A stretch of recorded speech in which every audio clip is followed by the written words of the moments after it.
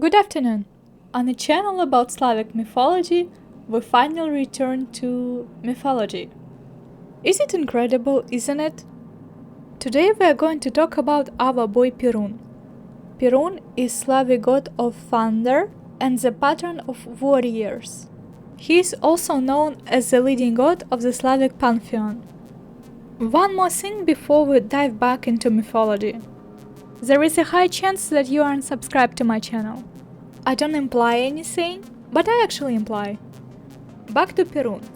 He is the son of Svarog, the father of sky, and Lada, the goddesses of love and beauty. I have a video about her.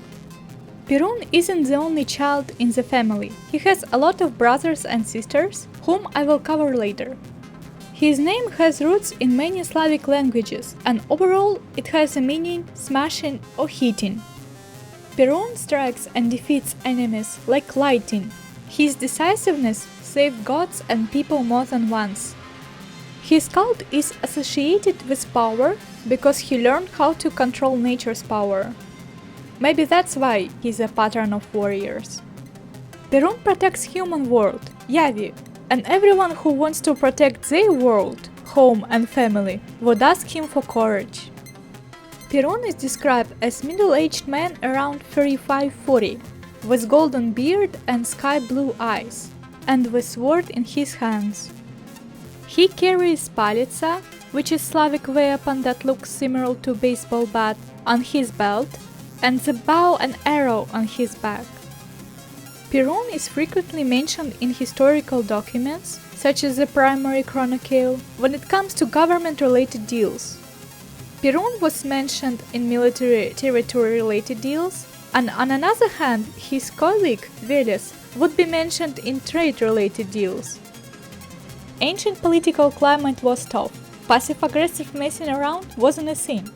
No wonder why Slavs liked our boy Perun so much. The only person in this universe who doesn't like our boy Perun is his ex-friend Veles, #pasties, who couldn't forgive that Dadola, aka Perun's wife, preferred Perun to him. Now Veles travels between worlds by himself, with no place to call permanent home.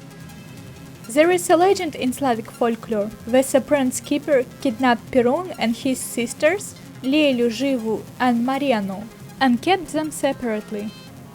The human world Yavi was without summer, spring and winter for 303 years. This is where Lada, their mother, said enough is enough. Like any mom, she was able to find her children because apparently only Perun is able to win against the prince keeper and bring peace to the world.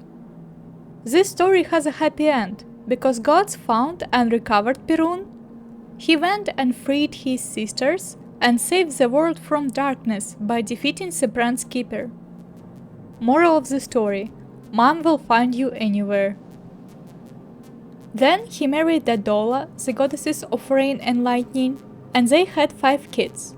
Various of sources have different versions about Perun's personal life. Because they somehow put Makash as the next Perun's fiance after this Dadola Veles thing, which led to the birth of Yarila, the god of spring, sun and passion. Additionally, and unfortunately, many sources agreed that this scene was without Dadola's consent. Mythology gets creepy pretty fast, folks. It's horrible. Let's stick to something reasonable. Oak is Perun's sacred tree, and his flower is blue iris. His idol would be located at the top of a hill, and his sacred animal is eagle. There are many holidays dedicated to Perun, but the main one is 20th of July, the Warriors' Day. Slavic people celebrated it during thunder season. Stage fights and competitions where people measure their strengths is a big part of this holiday. One of Perun's symbols is Grozovik, or a thunder cross. It represents sun with 8 rays. You could see this symbol on his shirt on my drawing. Ancient Slavic warriors would tie the thunder cross amulet to their weapons, so Perun helps them in a battle. That is all what I have about our boy Perun for today. What do you think about him? Hashtag not like Zeus. Thank you for stopping by. See you at the next episode of Slavic mythology, culture and folklore, or other things, if I'm in the mood. And happy Easter to my Western colleagues. Bye!